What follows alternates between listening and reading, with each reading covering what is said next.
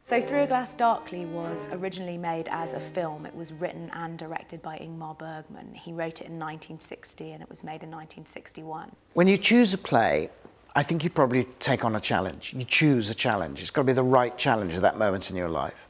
The challenge with Through a Glass Darkly, for me, was taking an iconic film that was very, very focused, very, very tight, one location, 4 people, what Ingmar Bergman called a chamber film, and mount it as a play. So at the centre of the play is Karen, who's a young woman in her early 20s, and she is the protagonist of the piece, and the 3 men are almost like satellites sort of around her. The only thing wrong with you as a member of our holy family is that you can sleep. That's the only way you don't quite make it into the very inner circle. You can sleep, and we are all total insomniacs.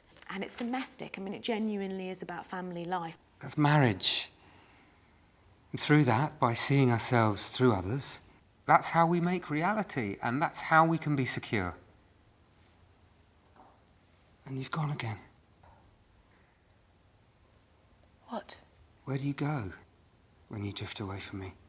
What's been so exciting about adapting the piece is I really feel for those characters. I mean, they're alone as a family, which they very rarely are, on holiday, completely isolated from everything.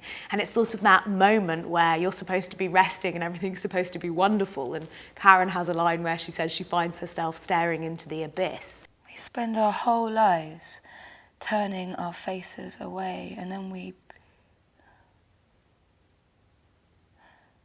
I find myself staring into the abyss. What?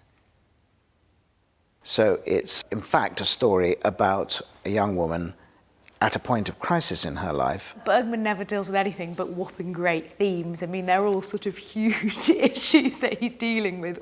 But at the same time, there's always this sort of delicacy. Can't you see? I'm trapped in the middle, between things. I'm not dreaming. It's the truth. And so I hope that out of the very intense emotional experience of this play, the audience will emerge, and as they walk down Upper Street, begin to explore and think about and talk about the larger ideas that resonate within this extraordinary text.